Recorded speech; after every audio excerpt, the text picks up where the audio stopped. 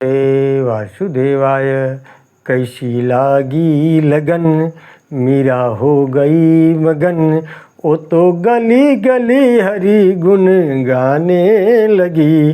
कैसी लागी लगन, मीरा हो गई मगन। वो तो गली गली हरि गुण गाने लगी। कैसी लागी लगन, मीरा हो गई मगन। वो तो गली गली हरि गुण गाने लगी।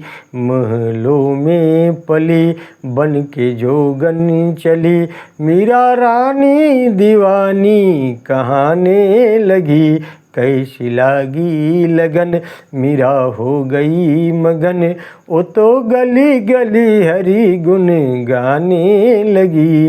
कैसी लागी लगन, कोई रोके नहीं कोई टोके नहीं, मीरा गोविंद गोपाल गाने लगी।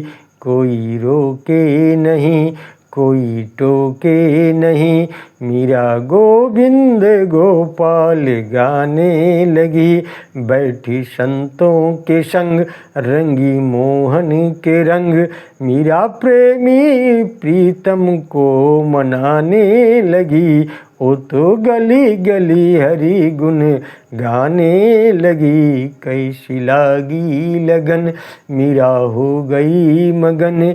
वो तो गली गली हरि गुण गाने लगी। कैसी लागी लगन, राणा ने विष दिया मानो अमृत पिया, मीरा सागर में सरिता समाने लगी। कैसी लागी लगन, मीरा हो गई मगन। वो तो गली गली हरि गुण गाने लगी। दुख लाखों सहे मोक्ष गोविंद कहे, मीरा गोविंद गोपाल गाने लगी। वो तो गली गली हरि गुण गाने लगी। कैसी लागी लगन, मीरा हो गई मगन। वो तो गली गली हरि गुण गाने लगी। कैसी लागी लगन, मीरा हो गई मगन। वो तो गली गली हरि गुण गाने लगी। ओम ओम नमो भगवते वासुदेवाय। सज्जनों, आप देख रहे हैं हमारे अनंत पत्र न्यूज़ चैनल पर श्री वराह महापुराण की कथा। आज का कथा का प्रसंग है कपिल और वराह भगवान की महात्म की कथा है। सीधा चलते हैं कथा की तरफ। भगवान वराह कहते हैं, हे वसुंधरे, मिथिला प्रांत में जनक जी की जनकपुरी नाम की एक प्राचीन रमणीय पुरी है, जहाँ ब्राह्मण, क्षत्रिय, वैश्य और चतुर्थ वर्ण, ये चारों वर्णों के लोग निवास करते हैं। तीर्थ यात्रा आदि के लिए वे आते जाते रहते थे। वहाँ के समीपवर्ती शौकरव तीर्थ में स्नान करके वे मथुरापुरी की यात्रा करते थे। वहाँ वे कुछ काल तक ठहर जाते थे। और उसी समाज में एक ऐसा ब्राह्मण था जिसके शरीर में ब्रह्म हत्या के चिन्ह थे। वह ब्राह्मण उस हत्या से मुक्त होने के लिए सभी तीर्थों में भ्रमण स्नान कर चुका था, फिर भी उसकी ब्रह्म हत्या दूर नहीं हुई। इसके बाद जब उसने बैकुंठ तीर्थ में स्नान किया तो वह रुधिर धारा स्वतः बंद हो गई। उसी समय ब्राह्मण का रूप धारण कर एक पुरुष वहां आया और उसने उन सभी उपस्थित लोगों से पूछा, यहाँ ब्रह्म हत्या ब्राह्मण को छोड़कर कैसे चली गई। इस पर लोगों ने उस ब्राह्मण के ब्रह्म हत्या से छूटने के सारे प्रयत्न और अंत में बैकुंठ तीर्थ में स्नान द्वारा हत्या मुक्त की बात बतला दी। अतः इस तीर्थ की महिमा में किंचित भी संदेह नहीं करना चाहिए। सूत जी कहते हैं, हे ऋषियों, इसके बाद भगवान वराह ने पुनः पृथ्वी से कहा, हे पृथ्वी, यहाँ अमित पुण्य प्रदान करने वाला अस्य कुंड नामक एक दूसरा क्षेत्र है। उस क्षेत्र में एक अन्य कुंड भी है जिसे गंधर्व कुंड कहते हैं। वह सभी तीर्थों में प्रमुख है। वहाँ स्नान करने वाला गंधर्वों के साथ आनंद भोगता है। जो उस स्थान पर प्राणों का त्याग करता है वह मेरु लोक को चला जाता है। हे देवी वसुंधरे, मथुरा मंडल की सीमा 20 योजन में है। सभी को मुक्त देने में परम समर्थ उस पुरी की आकृति कमल के समान है। इस स्थान पर जिनके प्राण प्रस्थान करते हैं वे मुक्ति के भागी होते हैं। मथुरा के भीतर कहीं भी जिनकी मृत्यु होती है वे सभी मुक्त हो जाते हैं। तीर्थ के पश्चिम भाग में गोवर्धन पर्वत है जहाँ भगवान श्री कृष्ण निवास करते हैं। हे पृथ्वी, पूर्व काल में मानधाता नाम के एक राजा थे। उनकी भक्ति पूर्वक स्तुति से प्रसन्न होकर मैंने उन्हें यह प्रतिमा सौंपी थी। राजा मानधाता के मन में मुक्ति पाने की अभिलाषा थी, अतः वे नित्य इस प्रतिमा की पूजन अर्चन करने लगे। जिस समय मथुरा में लवणासुर का वध हुआ था उसी समय वह प्रतिमा इस तीर्थ में स्थापित की गई थी। यह विग्रह परम दिव्य पुण्य स्वरूप एवं तेज से संपन्न है। इसके मथुरा आने की कथा विचित्र है। कपिल नाम के मुनि ने अपार श्रद्धा और मनोयोग पूर्वक मेरी इस बराही प्रतिमा का निर्माण किया था। ये कपिल प्रतिदिन इस प्रतिमा का ध्यान एवं पूजन करते थे। फिर इंद्र ने मुनिवर कपिल से प्रार्थना की, तब कपिल ने प्रसन्न होकर यह दिव्य रूप वाली प्रतिमा उन्हें दे दी। इंद्र ने मेरी इस कपिल वराह नामक प्रतिमा की बहुत वर्षों तक पूजा की। इसके बाद रावण राक्षस हुआ। वह महान पराक्रमी निशाचर इंद्र के लोक में गया, स्वर्ग को जीतने की चेष्टा करने लगा। दरवा देवराज के साथ युद्ध करने लगा, देवताओं को परास्त कर दिया। इंद्र भी उससे हार गए। उन्हें बंदी बनाकर रावण उनके भवन में घुस गया। जब वह राक्षस रत्नों से सुशोभित इंद्र भवन में गया तो उसे इन भगवान कपिल वराह के दर्शन हुए। देखते ही उसने अपना मस्तक जमीन पर टेक दिया और दीर्घ काल तक श्री हरि की स्तुति की।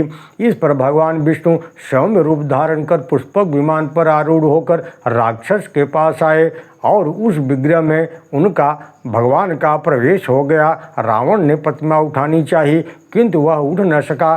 तब उसके आश्चर्य की सीमा न रही। उसने कहा, हे भगवान, मैंने शंकर सहित कैलाश पर्वत को भी अपने हाथों से उठा लिया था।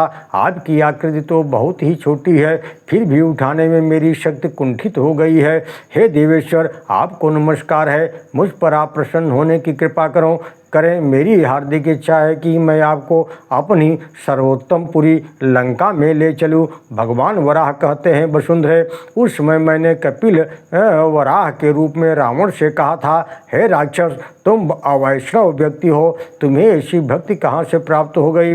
तब तुम मुझ कपिल वराह की बात सुनकर रावण ने कहा, हे महात्मन, आपके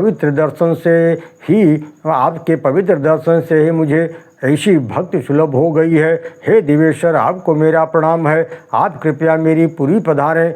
हे पृथ्वी, तब मेरी यह प्रतिमा हल्की हो गई और रावण तीनों लोकों में विख्यात मेरी उस कपिल वराह की प्रतिमा को पुष्पक विमान पर चढ़ाकर लंका ले आया, वहां उसे प्रतिष्ठित कर दिया।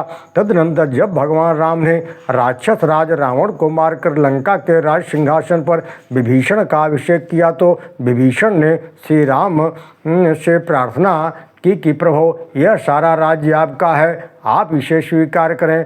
श्री राम जी ने कहा, हे राक्षस राज विभीषण, यह सब कुछ तुम्हारा है, इसमें मेरा कोई प्रयोजन नहीं है। पर राक्षसेश्वर इंद्र के लोक से रावण द्वारा जो कपिल वराह की प्रतिमा यहाँ लाई गई है, केवल उसे मुझे दे दो। उन वराह भगवान को मैं प्रतिदिन पूजा करना चाहता हूँ। हे दानवेश्वर, मैं उन्हें अयोध्या ले जाऊँगा। तब विभीषण ने उस दिव्य प्रतिमा को श्री राम को सादर समर्पित कर दिया। श्री राम ने उसे पुष्पक विमान पर रखकर अपनी नगरी अयोध्या के लिए प्रस्थान किया और अयोध्या पहुंचकर उसकी स्थापना की और प्रतिदिन पूजा करने का नियम बना लिया। इस प्रकार 10 वर्ष व्यतीत हो जाने पर श्री राम ने लवणासुर का वध करने के लिए शत्रुघ्न को आज्ञा दे दी। उस समय वह राक्षस मथुरा में रहता था।